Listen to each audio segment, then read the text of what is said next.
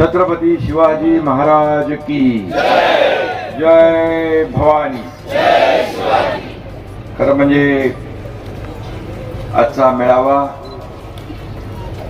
छत्रपती शिवाजी महाराजांच्या शिवजन्मभूमीत होतोय। आपल्या सगळ्यांना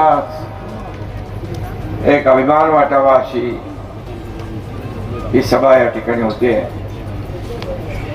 मी लाडक्या बहिणी माझ्या सगळ्या इकडे आहेत, मोठ्या प्रमाणावर लाडके भाऊही आहेत, इकडे लाडके भाऊ आहेत सगळे, आणि भर उन्हामध्ये इकडे पण आहे। एवढ्या लाडक्या बहिणी आणि लाडके भाऊ शरदराव आपल्या सभेला आहेत, त्यामुळे तुमचा विजय पक्का आहे।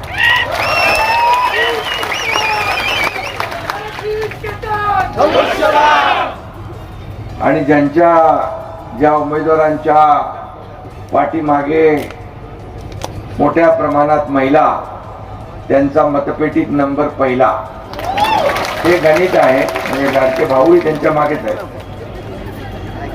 त्यामुळे मी विधानसभेत पाहिलं, नगर परिषदा, महापालिका आणि आताही मोठ्या प्रमाणावर लाडक्या बहिणी, लाडके भाऊ, शेतकरी, सर्वजण ज्येष्ठ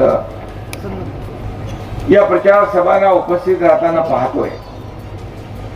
ही भूमी देखील संत तुकाराम महाराजांचे गुरु, संत चैतन्य महाराजांची संजीवन समाधी, रामकृष्ण हरी हा वारकरी संप्रदायाला मंत्र याच भूमीतून दिला, अशी ही पवित्र भूमी आहे। आणि म्हणून मी सगळ्यांना वंदनही करतो आणि पुन्हा एकदा रामकृष्ण हरी हा जयघोष करतो। खरं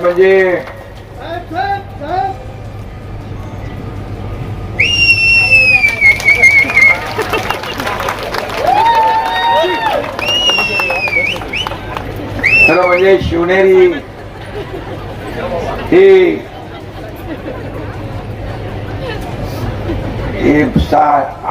7 तारखेला दाखवते, जिथे गवताने भाले फुटतात अशी पराक्रमाची भूमी आहे। ही भूमी मंदिरा इतकीच पवित्र आहे। खरं म्हणजे हीच आपली प्रयाग काशी आहे असं समजूया। या भूमीतल्या लाडक्या बहिणींना, लाडक्या भावांना, ज्येष्ठांना, शेतकऱ्यांना मी भेटायला आलोय, विनंती करायला आलोय। जिल्हा परिषद आणि पंचायत समितीचे उमेदवार जे आपले शिवसेनेचे आहेत आणि धनुष्यबाण त्यांची निशाणी आहे, यांना निवडून द्या अशा प्रकारचं आवाहन आणि विनंती करायला आलो। आणि नक्कीच आपण या विनंतीला मान द्याल अशी खात्री देखील या ठिकाणी व्यक्त करतो। एकीकडे मगाशीच आपण दिवंगत उपमुख्यमंत्री अजितदादांना श्रद्धांजली वाहिली। दुःखाचं सावट आहे, शोक आहे, आणि त्याच काळात निवडणुकाही आहे। आणि या निवडणुका आहेत कार्यकर्त्यांच्या। या निवडणुका जो लोकसभा, विधानसभा, आमदार, खासदार या निवडणुकांमध्ये मनापासून काम करतो आणि आमच्यासारख्या लोकांना खासदार, आमदार, मंत्री, उपमुख्यमंत्री, मुख्यमंत्री सगळंच करतो, अशा या कार्यकर्त्यांच्या निवडणुका आहेत। आणि म्हणून अशा कठीण प्रसंगात देखील प्रचार कार्यकर्त्यांसाठी करावा लागतो। आणि म्हणून कार्यकर्त्यांच्या मागे उभं राहणं हे प्रत्येक नेत्याचं कर्तव्य आहे। आणि या कर्तव्य भावनेतून आपण ही सभा या ठिकाणी घेतलेली आहे। खरं म्हणजे कार्यकर्ता हाच प्रत्येक पक्षाचा एक आधारस्तंभ असतो।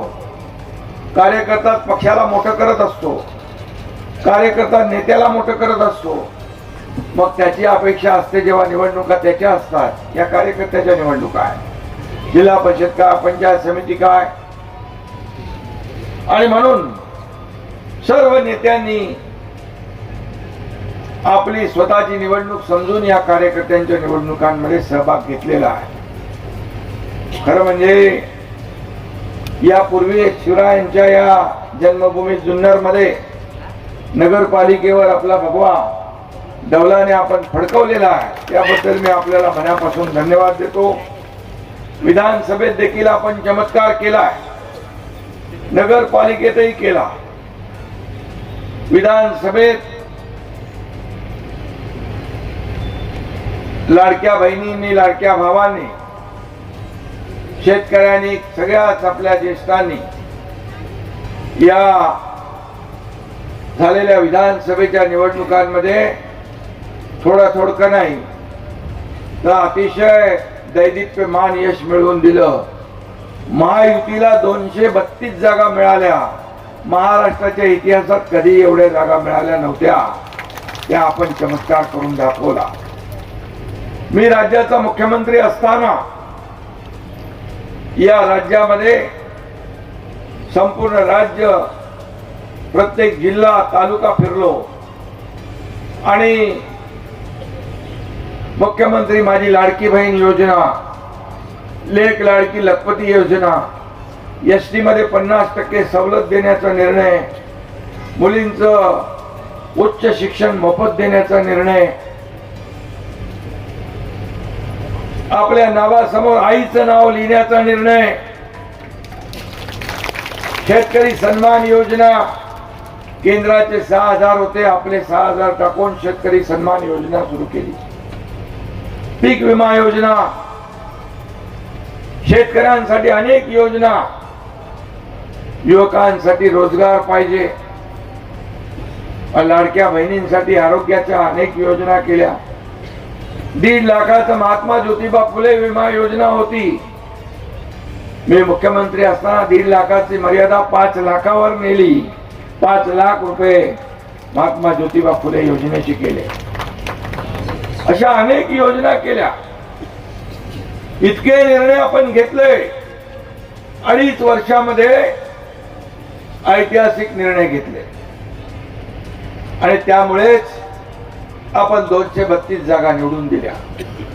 मुख्यमंत्री माझी लाडकी बहीण योजना, सगळ्यात आवडती माझी योजना कुठली असेल तर मुख्यमंत्री माझी लाडकी बहीण योजना. त्या योजनेला देखील त्या काळात विरोध केला. काही लोक कोर्टात गेले. आता झालेल्या निवडणुकांमध्ये देखील निवडणूक आयोगाला एक पत्र दिलं, पैसे यांचे हप्ते थांबवा म्हणून.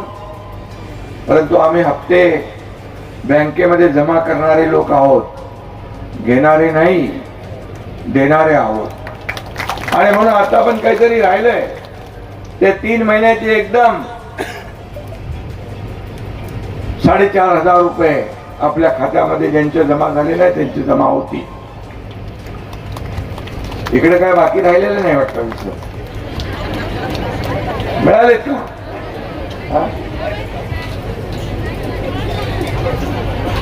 मी आपल्याला एकच सांगतो, आम्ही देखील गरिबी पाहिली आहे. शेतकऱ्याच्या कुटुंबातून माझा जन्म झालेला. त्या काळच्या आमच्या आईची कुटुंबाची परिस्थिती आम्ही पाहिली आहे. आणि म्हणून जेव्हा मी मुख्यमंत्री झालो तेव्हा आमच्या लाडक्या बहिणी, भावांसाठी, मातांसाठी, शेतकऱ्यांसाठी काही ना काही केलं पाहिजे, याच भावनेतून लाडकी बहीण योजना जन्माला आली. आणि लाडकी बहीण योजना घोषणा केली. काही लोकांना वाटलं फक्त घोषणा आहे निवडणुकीपुरती, परंतु एकनाथ शिंदे शब्द देतो तो पूर्ण करतो आणि तो शब्द आम्ही पाळला, पूर्ण केला. योजना सुरू झाली. आणि मी आपल्याला सांगतो, काही लोक विचारतात निवडणुकांमध्ये तुम्ही 2100 रुपये घोषणा केली आहे. म्हणजे हो, केलेली आहे. योग्य वेळी तेही आम्ही देणार, कुठेही मागे राहणार नाही. जो दिलेला शब्द आहे तो आम्ही पाळणार. आणि कुणी माईकाला आला तरी मुख्यमंत्री माझी लाडकी बहीण योजना कधीही बंद होणार नाही, हा शब्द आहे आमचा. शेतकरी इकडे आहेत, हे आपला हा भाग सगळा सुपीक आहे, शेतीचा. आणि मगाशी आमदार महोदयांनी सांगितलं, काही लोक विचारतात तुम्ही कर्जमाफीचा निर्णय घेतलेला आहे. हो घेतला. आमची त्या बाबतीत मुख्यमंत्र्यांची आमची बैठकही झाली आहे, एक कमिटी गठीत केलेली आहे. अहवाल आल्यावर योग्य वेळी तोही निर्णय आम्ही घेणार, बिलकुल घेणार. का दिलेला शब्द आम्ही पाळणारे लोक आहोत. त्यावेळेस मुख्यमंत्री माझी लाडकी बहीण योजनेला जवळपास 40 ते 45 हजार कोटी रुपये खर्च वर्षाला होता. कसा करणार, कुठून देणार असा प्रश्न अनेकांनी निर्माण केला. परंतु शेवटी हे पैसे आपले आहेत, हे जनतेचे पैसे आहेत. मग माझ्या लाडक्या बहिणींच्या कुटुंबाला आधार देण्यासाठी आम्ही निर्णय घेतला असला तर काय चुकीचं आहे. तुम्ही तर काय दिलं नाही, परंतु आम्ही जेव्हा दिलं तेव्हा टीका करताय. आणि म्हणून माझा आपल्याला एकच सांगतो मी की कुठल्याही परिस्थितीमध्ये ज्या योजना आम्ही सुरू केल्या त्या योजना कधीच बंद होऊ देणार नाही, होणार नाही, हा विश्वास या ठिकाणी व्यक्त करतो. खरं म्हणजे या भागामध्ये खूप पर्यटनाला चालना देण्यासारखी परिस्थिती आहे आणि हा सुपीक भाग आहे. पर्यटन इकडे मोठ्या प्रमाणावर होऊ शकतं. आणि त्याचबरोबर आज शरद सोनवणे यासारखा आमदार तुम्हाला मिळालेला आहे, एक आदर्श आमदार, कर्तव्यदक्ष आमदार. आणि कधी रात्री अपरात्री मला फोन करत असतो, पण मी त्याचा फोन घेत असतो, कारण मला माहित आहे की या बिबट्याचं इकडे गडबड चालू आहे. त्यामुळे या बिबट्याचा बंदोबस्त तर आपल्याला करायचंच आहे. आता हे 2 रेस्क्यू सेंटर आणि त्याचबरोबर पुढं नगरला, जुन्नर तालुक्यात 2, हे सर्व व्यवस्था आम्ही निर्णय घेतलाय, कॅबिनेट मध्ये निर्णय घेतलेला आहे. आणि या भागातलं बिबट मुक्त, दहशत मुक्त वातावरण या ठिकाणी केलं पाहिजे. आणि हे करणार आम्ही, लोकांचे जीव वाचवणार. सर्वात महत्वाचा लोकांचा जीव आहे. लहान मुलं आपल्या आई वडिलांसमोरून त्यांचा जीव जातोय, हे उघड्या डोळ्याने पाहणारे सरकार नाही, हे सर्वसामान्यांचं सरकार आहे. सर्वसामान्यांच्या जीविताचं रक्षण करणारं सरकार आहे. आणि म्हणून या ठिकाणी आपल्याला उदय सामंत यांनी व्हॉइस मेसेज पाठवलाय. मी मगाशी त्यांना फोन केला होता, ते हेलिकॉप्टर मध्ये होते. त्यांनी म्हटलेलं आहे, मी बोलल्याप्रमाणे MIDC करून देतो म्हणून या ठिकाणी सांगितलेलं आहे. आणि MIDC IT पार्क आमचे मार्गदर्शक राज्याचे उपमुख्यमंत्री आदरणीय एकनाथ शिंदे साहेब जुन्नरमध्ये जिल्हा परिषद आवाज नाही येत. प्रचारासाठी आले. जुन्नरमधील MIDCच्या संदर्भामध्ये माननीय शिंदे साहेब मला मोबाईलवरनं कॉल करत होते, परंतु मी छत्रपती संभाजीनगरला प्रचाराला असल्यामुळे हेलिकॉप्टरमध्ये आवाज येऊ शकला नाही. परंतु माननीय एकनाथ शिंदे साहेब MIDCच्या बाबतीत जुन्नरच्या अगोदरच माझ्याशी बोललेले आहेत. आणि शिवनेरीच्या फायद्याची असलेली मुख्य द्वारं जी MIDC मार्फत आपल्याला करायची आहे, त्याचे देखील आदेश माननीय शिंदे साहेबांनी मला दिलेले आहेत. ही दोन्ही कामं आचारसंहिता संपल्यानंतर आपले जुन्नरचे लोकप्रिय आमदार शरद सोनवणे साहेबांबरोबर बैठक घेऊन मार्गी लावली जातील, हाच माननीय शिंदे साहेबांच्या साक्षीने आपल्याला शब्द देतो.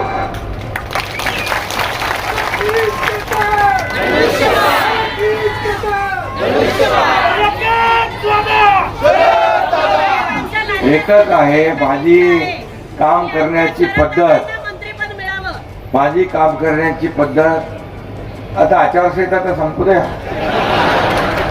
की बघतो करतो पाहतो मला नाही आहे. जे होणार असेल ते तात्काळ करण्याचा मी प्रयत्न करतो.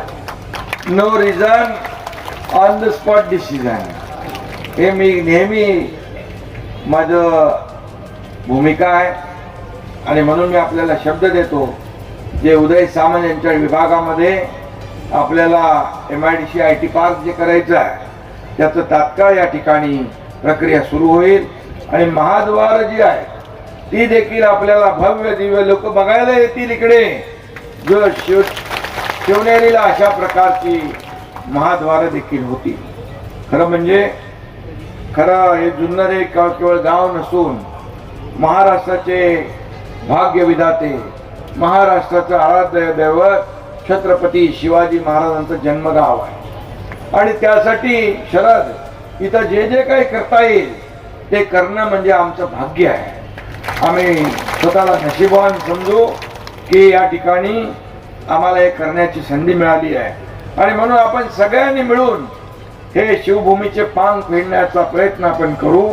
कारण त्यांच्या ऋणातून उतराई होण्याचा आपला तेवढा आपण म्हणजे छत्रपती शिवाजी महाराजांनी त्यांचा जो काय आदर्श घडवला आहे, छत्रपती शिवाजी महाराजांचा आदर्श राज्यकारभार आपण पाहिलेला आहे. रयतेच्या भाजीच्या देठालाही हात लागता कामा नये अशा प्रकारचा कारभार त्यांनी केला. आणि त्यांचा आदर्श डोळ्यासमोर ठेवून आपण राज्याचा कारभार करतो आहे, याचा अभिमान आपल्याला आहे. आणि म्हणून इथं काय नाही आहे, इथं लेणी आहेत, गडकिल्ले आहेत, कोकण कडे आहेत, मंदिरे आहेत,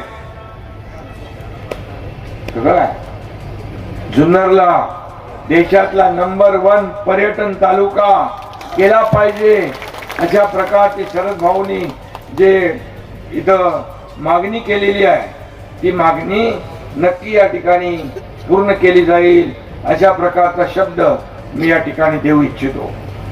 आणि डुंबरवाडी इथं काय आपण फूड प्रोसेसिंग करतोय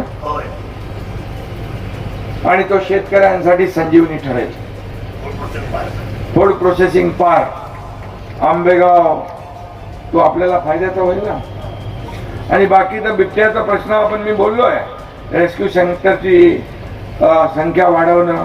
इथं दुसरा यांचा पण प्रॉब्लेम आहे का, रानडुकरांचाही प्रॉब्लेम शेतकऱ्यांना आहे, तो देखील शरदरावांनी माझ्या कानी घातलेला आहे. आदिवासी भागामध्ये देखील जे जे काही आवश्यक विकास कामं आहेत, आदिवासी पाणे आहेत मोठ्या प्रमाणावर, ते देखील आपल्याला करता येतील. पिण्याच्या पाण्याचा रस्त्यांचा प्रश्न सुटावा, बुडीत बंधारे व्हावे, दाराघाट पूर्ण व्हावा, यासाठी देखील त्यांचा सातत्याने पाठपुरावा असतो. आणि म्हणून जुन्नरचा कायापालट आपल्याला करायचा आहे. जुन्नरचा विकास हाच आपला शिवसेनेचा ध्यास आहे.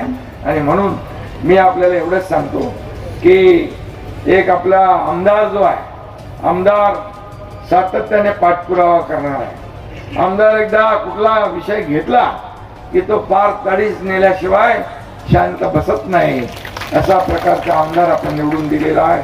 आणि म्हणून या भागामध्ये जे जे काही आपल्याला करता येईल ते आपण नक्की करू.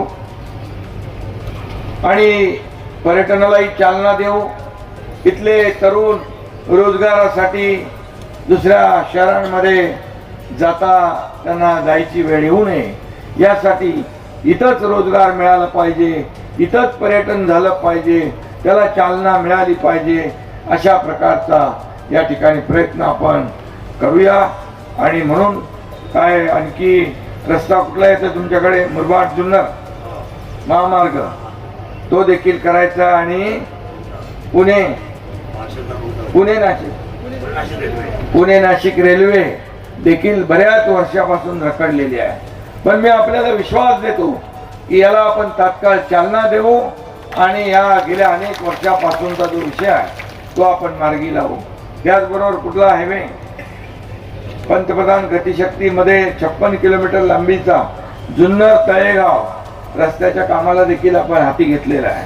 हा महत्वाचा ब्राऊनफील्ड प्रकल्प भीमाशंकर जुन्नर बांकर फाट्याला जोडायचा आहे, बरोबर आहे ना. आणि म्हणून यामध्ये देखील आपल्याला हा पुढे न्यायचा. चिलेवाडी धरणाच्या रखडलेलं काम जे आहे त्याला गती द्यायची आहे. त्यासाठी दुरुस्तीसाठी आपण 313 कोटी मंजूर केलेले आहे.